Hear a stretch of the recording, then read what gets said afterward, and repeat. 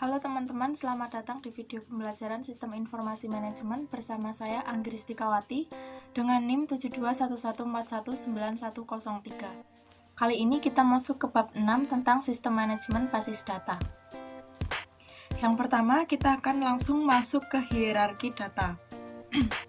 Di hierarki data, kita akan belajar tentang field data, record, file, dan basis data. Yang pertama, file data. File data itu merupakan unit data yang terkecil yang mencerminkan jumlah data terkecil yang akan ditarik dari satu komputer pada satu waktu. Nah, biasanya file data ini dikenal dengan kolom pada tabel-tabel itu. Lalu record. Record adalah suatu koleksi file-file data yang saling berhubungan. Nah, record ini merupakan baris di dalam tabelnya, penghubungan dari file datanya. Lalu file. File adalah koleksi record yang saling berhubungan, seperti satu file dari seluruh record yang berisi kode-kode mata kuliah dan namanya. Nah, file ini merupakan gabungan dari record, dan juga file data. Lalu basis data. Basis data ini merupakan sekumpulan file, dan basis data ini merupakan kumpulan dari seluruh data berbasis komputer dari suatu perusahaan. Nah, definisi sempitnya merupakan kumpulan data yang berada di bawah kendali peranti lunak sistem manajemen basis data. Nah, ini merupakan contoh tabel file yang disebut file mata kuliah. Nah, record ini merupakan baris-baris yang di dalam tabelnya. Dan nilai di dalam baris ini mencerminkan nilai-nilai field datanya. Contohnya MIS 105 dan Information System Literacy. Nah, itu merupakan nilai-nilai dari field code dan field description untuk record yang pertama. Lanjut ke organisasi data. Nah, organisasi data ini kita akan masuk ke spreadsheet sebagai basis data sederhana. Nah, spreadsheet ini digunakan untuk mengenal konsep-konsep basis data ya. Konsep-konsep itu mencerminkan field data, dan sedangkan judul kolom berisi nama-nama field data. Nah, baris-baris dalam tabel itu berisi nilai-nilai field. Konsep dari tabel itu merupakan konsep penting karena struktur basis data yang populer bagi organisasi-organisasi di perusahaan merupakan struktur basis data relasional atau relational database structure. Nah, secara konseptual itu sama dengan sekumpulan tabel-tabel yang saling berhubungan. Lalu ada flat files, yaitu merupakan tabel yang tidak memiliki kolom-kolom yang berulang. Field kunci. Nah, kunci atau key itu di dalam satu tabel itu merupakan satu field atau kombinasi field yang berisi satu nilai yang secara unik mengidentifikasikan masing-masing record di dalam tabel. Ini artinya setiap baris dalam tabel itu akan teridentifikasi secara unik. Seperti dalam tabel kita melihat bagian field ISBN dan field judul. Nah, ISBN ini merupakan kuncinya karena berisi nilai yang unik mengidentifikasikan masing-masing record dari field judul. Nah, kalau field judul ini tidak bisa menjadi kunci karena tidak unik, ada beberapa kesamaan seperti pada kode P1936 itu berjudul manajemen bisnis. Nah, di ISBN A129 itu namanya juga manajemen bisnis. Nah, yang namanya field kunci ini berisi nilai-nilai yang unik mengidentifikasikan masing-masing record. Jadi yang harus yang unik. Lalu masuk ke tabel-tabel yang berhubungan. Nah, tabel-tabel tersebut berbagi satu field yang sama, yaitu kode, dan nilai field kode menentukan baris mana di dalam tabel itu yang terhubung secara logis. Nah, contohnya bisa dilihat dari contoh. Jika Anda ingin mengetahui proyek-proyek yang diisyaratkan untuk mata kuliah literasi sistem informasi, Anda harus menemukan nilai yang cocok dari field data yang dimiliki bersama oleh kedua tabel, yaitu tabel mata kuliah dan tabel proyek. Nah, field kode terdapat di kedua tabel dan memungkinkan data dari kedua tabel tersebut disatukan atau dihubungkan. Nah, contohnya MIS 105 itu merupakan field kode di mana nilai field uraian adalah literasi sistem informasi. Nah, ini terhubung dengan nilai file kode di dalam tabel proyek yang menunjukkan bahwa mata kuliah literasi sistem informasi ini memiliki proyek-proyek seperti pembuatan homepage, lalu bekerja dengan menggunakan Windows. Gitu. Jadi terhubung antara tabel mata kuliah dan tabel proyek. Di tabel mata kuliah MIS 105 dengan uraian literasi sistem informasi, dan di tabel proyek literasi sistem informasi ini ada dua, yaitu yang pertama pembuatan homepage dan yang kedua bekerja dengan menggunakan Windows. Masuk ke struktur basis data, ada 3 hal, yaitu struktur basis data hierarkis dan struktur basis data jaringan, yang ketiga struktur basis data relasional. Struktur basis data itu merupakan cara data diorganisasi agar pemrosesan data menjadi lebih efisien. Nah, sistem manajemen basis data atau DBMS, Database Management System, itu merupakan aplikasi peranti lunak yang menyimpan struktur basis data itu sendiri, hubungan di antara data dalam basis data, dan nama-nama formulir, jenis-jenis data, angka di belakang desimal, jumlah karakter, dan nilai-nilai default, data seluruh aliran file lainnya. Nah, itu sebabnya mengapa basis data ini dikendalikan oleh suatu sistem manajemen basis data yang disebut sekumpulan data terhubung yang dapat menjelaskan dirinya, atau self-describing set of relative data. Masuk ke struktur basis data hierarkis. Nah, struktur basis data hierarkis ini dibentuk oleh kelompok-kelompok data, subkelompok, dan beberapa subkelompok lagi. Nah, untuk mendapat satu rekor dari satu cabang ke cabang lainnya, mengharuskan sistem manajemen basis data menavigasi kembali ke persimpangan umum dari cabang-cabang tersebut. Maksudnya, jadi struktur basis data hierarkis ini sering disebut juga dengan sistem pohon, yaitu ada hierarkisnya. Yang pertama ada yang pokok-pokoknya, lalu memiliki cabang-cabangnya, seperti hierarki keluarga, ada bapak lalu memiliki terdapat anak-anaknya, begitu. Seperti singkatan ISOM ini terdapat cabang-cabang seperti MIS 105, MIS 315, MIS 250, dan MIS 230. Lalu struktur basis data jaringan. Nah, struktur basis data jaringan ini dikembangkan untuk memungkinkan penarikan rekor-rekor tertentu. Ini memungkinkan satu rekor tertentu merujuk pada semua rekor lainnya di dalam basis data. Nah, model ini menyerupai model hierarki dengan perbedaan satu simpul anak bisa memiliki lebih dari satu bapak atau pokok, seperti itu. Contohnya di bagian mahasiswa dono itu bisa mengambil mata kuliah SIM dan mata kuliah database. Ini pada gambar skema ya. Lalu mahasiswa Dian bisa mengambil mata kuliah SIM dan mata kuliah database. Begitu. Satu mahasiswa bisa mengambil mata kuliah 2, data dari 2 mata kuliah, tidak hanya satu saja. Kalau struktur hierarkis, satu mahasiswa satu mata kuliah, begitu.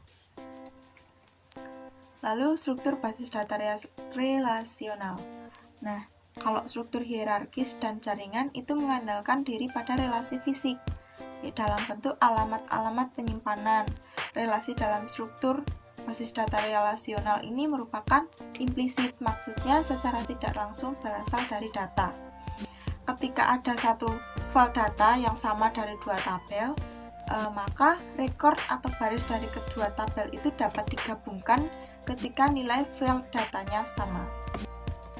Contohnya seperti gambar model data relasional, itu merupakan tabel pinjam. Tabel pinjam yang di tengah-tengah ini merupakan file konektor yang terjadi akibat relasi many to many atau banyak ke banyak antara anggota tabel anggota sini dan buku, kolom buku, gitu. Lalu struktur basis data relasional ini merupakan konsep yang terdiri dari satu basis data yang terdiri atas tabel-tabel, di mana relasi terbentuk secara implisit dengan mencocokkan nilai-nilainya dalam file data yang sama dan akan mudah dipergunakan dan dipahami. Lalu masuk ke konsep basis data. Konsep basis data merupakan suatu urut-urutan yang logis dan secara intuitif tepat. Meskipun masing-masing rekor dari baris data tersebut dapat tersebar di banyak file dan terletak di seluruh penjuru ruang penyimpanan. Lalu independensi data komputer. Ini merupakan kemampuan untuk melakukan perubahan pada struktur data tanpa melakukan perubahan pada program-program aplikasi yang memproses datanya. Lalu kamus data. Kamus ini mencakup definisi-definisi dari data yang disimpan di dalam basis data dan dikendalikan oleh sistem manajemen basis data. Masuk ke tahap membuat basis data, yaitu menentukan kebutuhan data. Nah, kita dapat menggunakan dua pendekatan dasar untuk menentukan kebutuhan data, yaitu yang pertama pendekatan yang berorientasi pada proses dan yang kedua pendekatan pemodelan perusahaan. Yang pertama, pendekatan yang berorientasi pada proses. Ini ketika perusahaan memilih pendekatan yang berorientasi pada proses, maka perusahaan tersebut akan menjalankan langkah-langkah seperti yang tertera pada gambar, yaitu yang pertama mendefinisikan masalah, lalu mengidentifikasikan keputusan yang dibutuhkan, lalu menjabarkan kebutuhan informasi, lalu menentukan pemrosesan yang dibutuhkan, dan yang kelima menentukan spesifikasi kebutuhan data. Pada skema, yaitu yang pertama sendiri adalah perencanaan strategis untuk sumber daya informasi tersebut, lalu selanjutnya membuat suatu model data perusahaan, dilanjutkan pemodelan data perusahaan, lalu mengembangkan basis data dan menjadi basis data. Pada pendekatan pemodelan perusahaan, meskipun pendekatan proses oriented itu membutuhkan kebutuhan dari masing-masing sistem dapat didefinisikan secara logis, namun sulit dalam mengaitkan data dari masalah bisnis ke data dari masalah bisnis lainnya. Nah, itu dapat diatasi dengan pendekatan pemodelan perusahaan. Nah, logika yang mendasari pendekatan pemodelan perusahaan atau Enterprise Modeling Approach itu menentukan seluruh kebutuhan data perusahaan, lalu menyimpan data tersebut dalam basis data. Nah, deskripsi dari seluruh data perusahaan tersebut itu dinamakan model data perusahaan. Gitu. Lalu teknik-teknik pemodelan data. Nah, terdapat sejumlah teknik, namun kita akan berfokus pada dua teknik saja, yaitu diagram relasi entitas dan diagram kelas. Nah, pada diagram relasi entitas itu digunakan untuk menguraikan hubungan antara kumpulan-kumpulan data konseptual sehingga rekod-rekodnya saling terhubung akan dapat digabungkan bersama. Contohnya pada skema ini ada skema proyek yang memiliki karyawan, M itu tandanya money banyak, ke proyek memiliki banyak karyawan, lalu dari karyawan ini dikerjakan oleh perusahaan, lalu perusahaan menjual produk. Diagram kelas itu digunakan untuk menguraikan hubungan data maupun tindakan-tindakan yang mengoperasikan data di dalam relasi. Contohnya yang tadi ada kelas project yang memiliki beberapa karyawan, lalu karyawan dikerjakan oleh perusahaan, lalu perusahaan menjual kelas produk.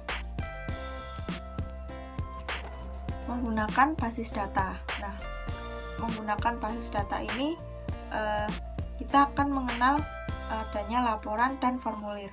Nah, formulir atau form itu secara tipikal itu menampilkan satu rekod saja dalam satu waktu dan tidak memberikan ikhtisar data, serta biasanya tidak melakukan agregasi data dari banyak tabel data.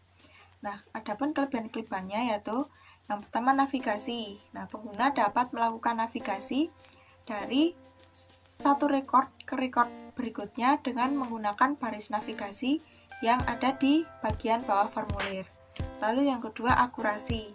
Nah, formulir ini memberikan kesempatan untuk menyesuaikan nilai-nilai data pada aplikasi area bisnis tertentu.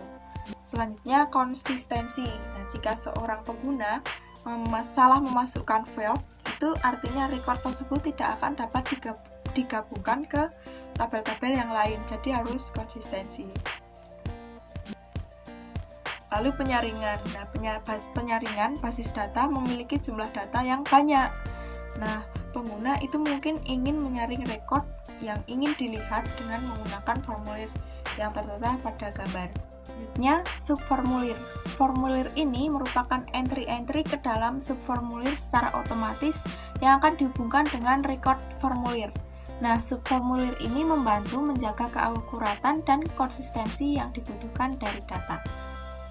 Contohnya seperti yang tertera pada gambar. Lalu ke query. Query merupakan suatu permintaan kepada basis data dalam komputer untuk menampilkan record-record yang dipilih. Nah, fasilitas yang digunakan untuk melihat, mengubah, menganalisis, menyaring, dan menampilkan data-data yang memenuhi syarat atau kriteria tertentu dari suatu tabel atau lebih. Nah, juga bisa digunakan untuk melakukan transaksi data, yaitu menambah, menghapus, mengubah, dan lain-lainnya. Ini melakukan sebuah perhitungan yang menggunakan formula atau rumus dan sebagai sumber data untuk record-record yang digunakan pada form maupun report. Ini merupakan contoh penampilan query pada Microsoft Access. Lalu, bahasa query terstruktur atau Structured Query Language atau SQL. Ini merupakan kode yang digunakan oleh sistem manajemen basis data relasional untuk mengerjakan pekerjaan-pekerjaan basis datanya. Nah, gambarnya seperti pada figur 6.20. Lalu personal basis data. Personal basis data ini terdiri dari 3, yaitu administrator basis data, programmer basis data, dan pengguna akhir. Nah, administrator basis data itu merupakan spesialis informasi yang ahli dalam mengembangkan, menyediakan, dan mengamankan basis data. Administrator basis data mengawasi seluruh aktivitas basis data. Lalu, programmer basis data. Programmer basis data merupakan seorang yang menuliskan kode untuk memecah atau mengagregasikan data bagi basis data. Selanjutnya, pengguna akhir. Pengguna akhir biasanya mereka membuat laporan dan formulir, memberikan query kepada basis data, dan menggunakan jawaban dari pertanyaan basis data mereka untuk pengambilan keputusan yang akan memengaruhi perusahaan dan unsur pokok lingkungannya. Lalu, menempatkan sistem manajemen basis data dalam perspektif. Di sini ada keuntungan dan kerugian dari database management system. Yang pertama, keuntungan. Keuntungannya yang pertama mengurangi pengulangan data, mencapai independensi data, mengambil data dan informasi dengan cepat, keamanan yang lebih baik. Kerugiannya, membeli peranti lunak yang mahal, mendapatkan konfigurasi peranti keras yang besar, dan memperkerjakan dan memelihara staf database administrator. Itu merupakan kerugiannya. Sekian presentasi bab 6. Semoga materi yang saya sampaikan dapat bermanfaat dan membantu teman-teman semua. Mohon maaf bila terdapat kesalahan kata ataupun ada yang kurang kami tampilkan. Semoga dapat menjadi evaluasi untuk minggu depan. Minggu depan kita akan belajar tentang bab 7. Terima kasih teman-teman. Semoga dapat bermanfaat. Sampai jumpa minggu depan di materi bab 7. Saya Inggris Dikawati, terima kasih.